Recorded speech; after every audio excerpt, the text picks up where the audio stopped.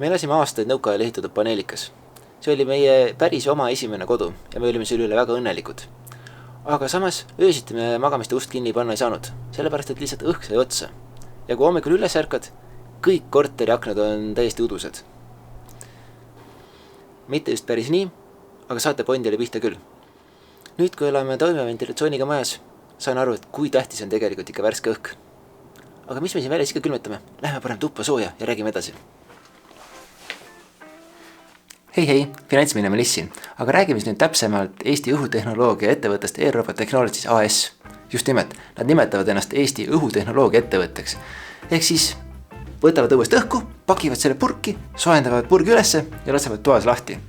Või siis peenemalt öeldes tegelevad soojuse niiskustagastusega ventilatsiooniseadmete disaini ja tootmisega.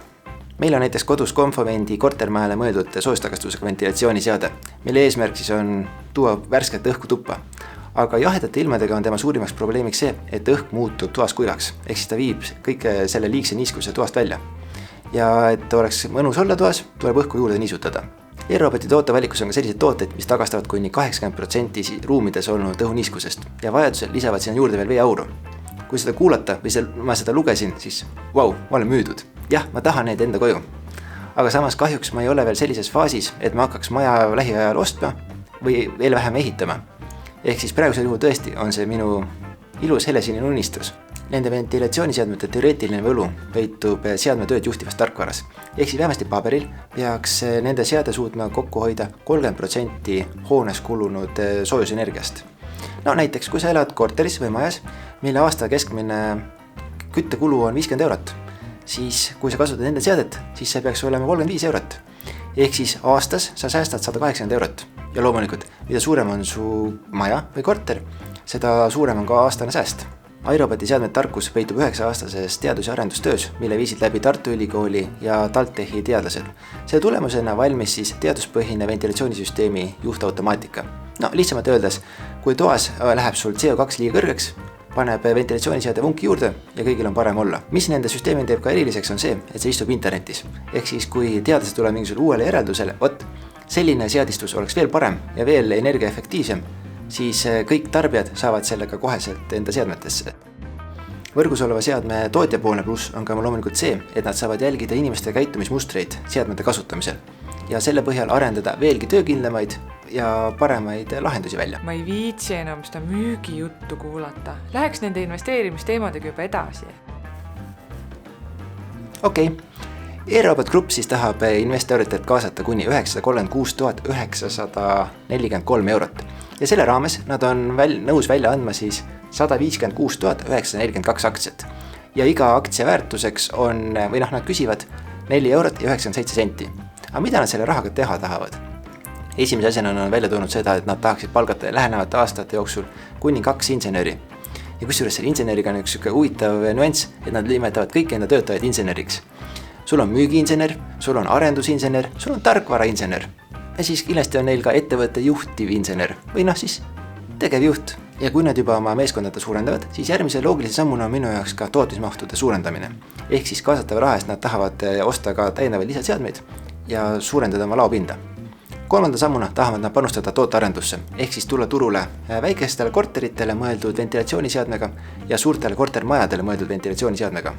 Kui senini nad keskendunud peaasjalikult Eesti eraklientidele, siis kaasatava raha abil nad tahavad siseneda ka Soome, Rootsi, Taani ja Poola turule. Oma ettevõtted tutvustavas dokumendis on nad välja toonud ka 3 põhikonkurenti. Soomlaste Vallox, ehk siis ettevõte, kes toodab Soomes põhjamaises kliimasse mõeldud ventilatsiooniseadmed ja ta ei ole praegu börsil. Leedukate Confovent. Leedu ettevõte toodavad mõistliku hinnaga ventilatsiooniseadmed ja tänu just sellele hinnale ja ilmselt ka asukohale on nad Eestis väga levinud ja ka see ettevõte ei ole börsil. Ja kolmandaks, Sender Group. Nende puhul on nagu kõige suuremaks võib-olla müügiargumendiks mõnedele majadele või inimestele just see, et nad on passiivmaja sertifikaadiga. Aga mida nad teevad teistega võrreldes erinevalt, on see, et nad toodavad kõiki sisekliimalahendusi. Jahutus, ventilatsioon, küte ja kusjuures kõige ägedam asi, mida nad nagu tootsid, on disainradiaatorid. Sa vaatad peale ja sa ei saa aru, et see on radiaator. Sender Group on ka Šveitsi börsil alates aastast 2000. Aktsia hinna ajalugu vaadates ma ütleksin, et tegemist on küllaltki stabiilse dividendiaktsiaga. Nad maksavad kord aastas väga vähest protsenti dividende, aga samas aktsia hind on ikkagi ka aasta-aastat natukene kasvanud. Läheme edasi ettevõttega kaasnevate riskide juurde. Kui iRobot oma esimese seadme circa 3 aastat tagasi maha müüs, siis sellest ajast saati ei ole kogunenud just väga palju sellist statistikat, ehk kuidas see pikaajaliselt seade vastu peab. Ja kui nad suurendavad oma tootmismahtu järsult, siis see võib tähendada seda, et mingi hetk hakkab lihtsalt väga palju garantiipretensioone sisse tulema. Ja nad peavad kulutama enda finantsvara selleks, et kas seadmed välja vahetada või neid remontida. Teine suurem risk võib peituda tarneahelas. Lugemas erinevate suuremate tootjate kvartali aruandeid tuleb välja, et kiibi defitsiit ei ole mitte kuhugi kadunud. Hoopis vastupidi, see võib lähiajal veelgi enam süveneda. Ja kuna iRobot on väike, aga nende seadmed on targad, siis nad kahtlemata vajavad erinevaid kiipe ka enda toodete sisse. Ja kui neid kiipe kuskil saada pole, siis neil ei ole ka tegelikult toodet, mida edasi müüa. Globaalse majanduse riskide prognoosimine on keeruline ja maandamine veelgi keerulisem. Kui 2020. aastal saadud lühiajalise šoki tulemusena keskpangad alandasid intresse, et soodustada inimesi tarbima, siis selline suurenenud tarbimine on viinud tegelikult praeguseks hetkeks inflatsiooni taseme väga kõrgeks. Ja kui me ei taha, et meil näiteks 5 või 10 aasta pärast päts saia maksaks 10 eurot, siis keskpangad peaksid midagi juba praegu ette võtma. Ja kuidas see praegune ettevõetud asi peaks mõjutama tulevikus iRobotit, seda on samamoodi äärmiselt keeruline ette prognoosida. Vaatame järgmisena üle ka prognoosid. Kui nad alustasid seadmete aktiivset müüki circa 3 aastat tagasi, siis tänaseks on klientidele üle antud üle 500 seadme. Suurema müügikäive poolt räägib ka muidugi see, et nõuded uutele ja rekonstrueeritud hoonetele järjest karmistuvad ja see siis sisuliselt sunnib ettevõtteid kasutama järjest energiaefektiivsemaid ja targemaid lahendusi.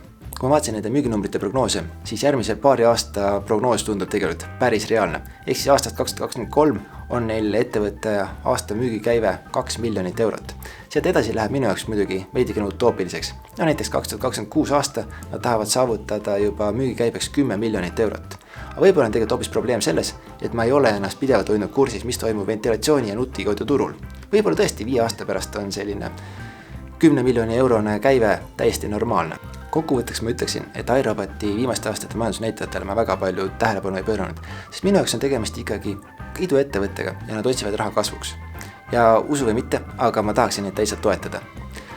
Investeerimisel ma vaataksin kindlasti kõrvale Sender Grupi aktsia hinna muutumisi ja tooksin ennast maa peale tagasi. Täiesti võimalik võib olla see, et pärast esimeste nädalate börsipaanikat hind stabiliseerub ja kukub allapoole IPO märkimishinda.